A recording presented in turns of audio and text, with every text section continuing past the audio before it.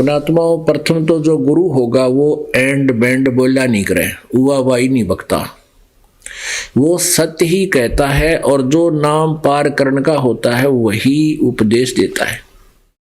अब कोई कहे कि डॉक्टर कोई भी दवाई दे दे उसी को, उसी से पार हो जाएगा। यदि डॉक्टर होगा तो कोई दवाई नहीं देगा, वो वही दवाई देगा जिससे रोग कटेगा। और कोई नीम हकीम होगा वैसे कोई पुड़िया देता रहे, और श्रद्धालु जो हैं बीमार तो डॉक्टर मानकर उस औषधि को खाती रहते हैं, लेकिन वो अपना जीवन नष्ट कर जाते हैं। ऐसे ही इन नकली गुरुओं के शिष्य जो हैं वो ये कहते हैं कि कोई गुरुजी कोई नाम दे दे, गुरु का वचन ही पार करता है। नहीं, गुरु वही नाम देगा जो पार करने का होगा, यदि वो गुरु है। नहीं तो फिर ये नीम हकीम बहुत है। उन नीम हकीमों से पीछा छुटाने के लिए आप दास आपको ये ज्ञान से, इस ज्ञान के द्वारा आपको परिपक्व करना चाहता है कि आप उन नालाकों के फिर चुंगल में दोबारा ना आ जाओ और जो फसली है वो निकल आवे। कई बोली आत्मा कहते हैं कि आपके गुरुजी तो आलोचना करते हैं, निंदा करते हैं। अपने आत्मा वो कुछ भी कह सकते हैं, जिन जो इतने श्रद्धालु हैं अपने गुरुजी के ऊपर अटूट श्रद्धा रखते हैं, और ये रखनी भी चाहिए। यदि गुरुजी है तो नकली है तो उसको त्याग देना चाहिए।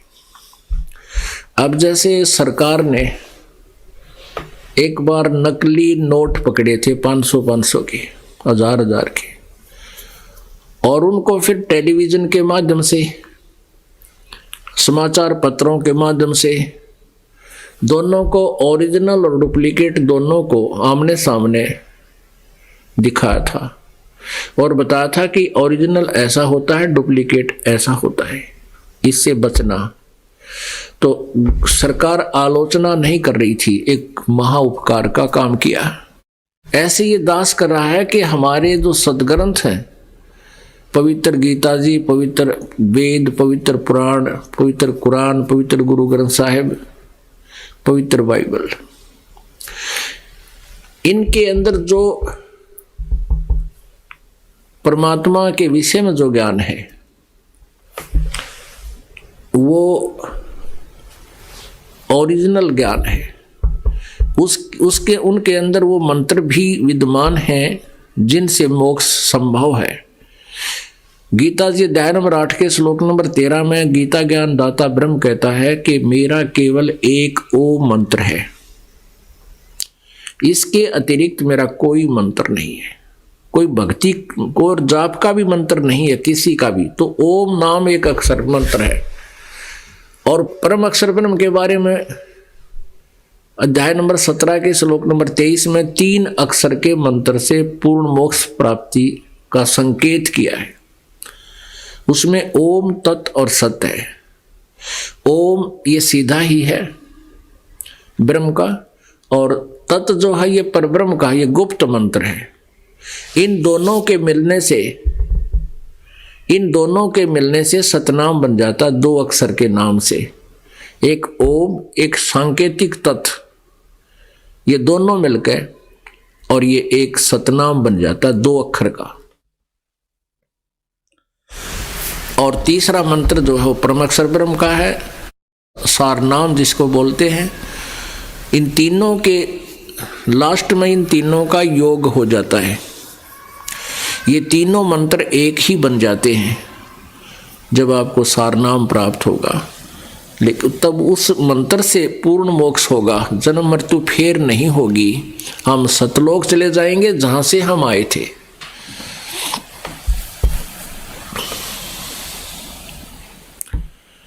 पुण्यात्माओं,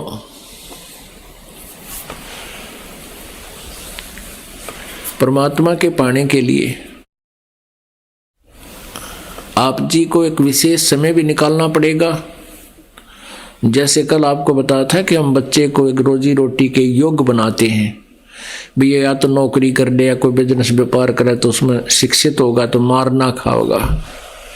उसके लिए हम 15-16 वर्ष 20 वर्ष तक बच्चे को फ्री छोड़ देते हैं, पैसे भी लगाते हैं, उसको समय भी पूरा देते हैं, उसका कहीं घर पर कार्य में प्रयोग नहीं करते उस बालक का।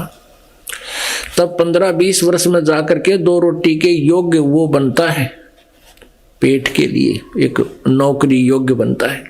और हमने भगवान पाना है। अब इसमें आपने समय भी निकालना पड़ेगा, आप जी ने धन भी व्यय करना पड़ेगा। जैसे हम बच्चे के लिए पैसा भी लगाते हैं, समय भी देते हैं, क्योंकि हम उससे हम परिचित हैं कि ये बच्चा अगर पढ़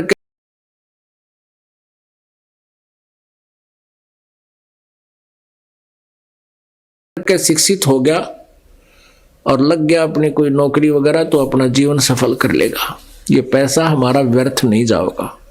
और सुपात्र को दिया हुआ दान, पूर्ण संत के माध्यम से किया हुआ आपका दान और लिया हुआ मंत्र आप जी का व्यर्थ नहीं जाएगा, क्योंकि हम उस प्रोसीजर से, उस लाभ से हम परिचित हैं, बच्चों वाले से। और जिस दिन हम इससे परिचित हो जाएंगे फिर हम इधर भी इतने ही सक्रिय होंगे। आप जी को परमात्मा की महिमा और उससे होने वाले लाभ से परिचित कराकर ये दास ये चाहता है कि आप जी इस मार्ग पर भी इतने ही प्रयत्नशील हो, और तब होगे जब आपको इसके महिमा का पता लग जाएगा।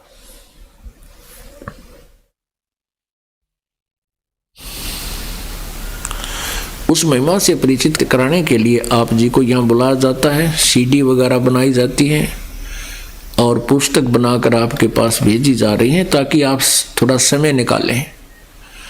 और कौन सा समय निकालें? जैसे नौकरी वाला नौकरी करता है, 7-8 घंटे उसकी सर्विस है, उसके बाद का समय आपके पास बहुत है, 16 घंटे है, 6 घंटे सो ले, 10 घंटे और है, 2 घंटे नहान धोन फ्रेश वर्ष में ला ले, कौन फ्रेश वर्ष होने में, फिर भी आपके पास 8 घंटे बच गए। इन 8 घंटे में गप्पे नहीं मारे, फिल्म वगैरह नहीं देखे सुने, परमात्मा के भजन में, सिमरन में, सेवा में, नाम में, दान में कहीं ना कहीं अपने मन को उलझाए रखे, तो आपका मोक्ष बहुत आसानी से हो जाएगा। 10 मानस गुरु को दीजिए, जीवन जन्म सफल कर लीजिए। तो पुण्यात्माओं, जब हमें इस परमात्मा की महिमा का ज्ञान हो जाएगा, फिर आपको एक विशेष लगन लगेगी। और जब तक वो लगन नहीं लगेगी, आपकी भक्ति सफल नहीं होगी। एक तो आपको ये क्लियर कंसेप्ट हो जाना चाहिए कि दास जो ज्ञान दे रहा है ये सत्य ज्ञान है, और जो मंत्र आप जी को दिए जा रहे हैं ये सच्चा मंत्र है। इसके अतिरिक्त कोई नाम पृथ्वी पर नहीं है। यदि इसके अतिरिक्त कोई नाम दान करता है, क्योंकि नाम से मोक्ष होगा, दान, धर्म, यज्ञ, हवन ये तो एक सहयोगी क्रियाएं हैं इस मोक्ष के लिए। जैसे खेत में किसान बीज बोता है, तो बीज तो एक मूल वस्तु है, और उसमें खाद और सिंचाई ये तो एक सहयोगी है, वो भी आवश्यक है। और बीज नहीं है और खाद और पानी डालते रहे, सिंचाई करते रहे, तो वहां आग अड़ंगा पैदा होगा, अड़ंगा घास फूस पैदा हो जाएगा। और समार के खेत को बीज के फिर ये प्रोसीजर किया जाएगा, तो आपको लाभ होगा।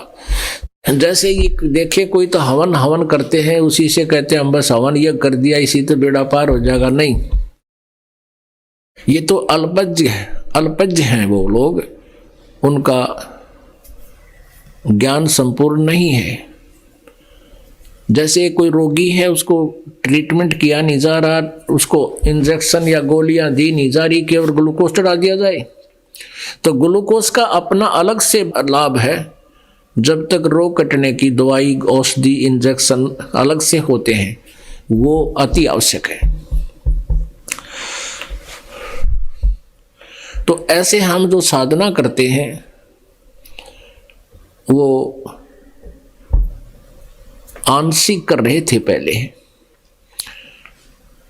कोई हवन कर रहा था, कोई स्वाध्याय करता था जिसको ज्ञान यज्ञ कहते हैं, और कहीं धर्म भंडारा हो रहा, 10 रुपये दान कर देते थे या धर्म भंडारे करवा देते थे। इनसे बात नहीं बनेगी केवल। लेकिन कहते हैं गुरु बिन माला फेरते, गुरु बिन देते दान, गुरु बिन दोनों निष्फल हैं, चाहे पूछो वेद पुराण। पूरा संत हो, सच्ची श्रद्धा आपकी हो, और फिर ये भक्ति करें तो सत्संग से आपको इतनी प्रेरणा हो जाएगी, ज्ञान से।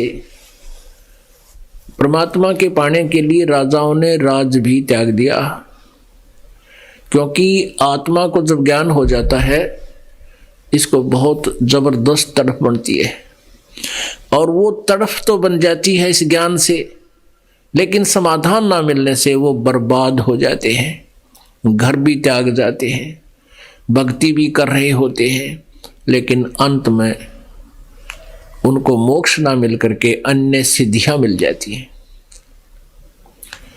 बहुत से प्रमाण हैं। कबीर परमेश्वर जी कहते हैं कि जब आप जी को परमात्मा की तड़प होगी, आपकी ऐसी स्थिति आ जाएगी, ना तो आपका कितना सन दिल करे, ना किसी के साथ फालतू बोलना जी करे।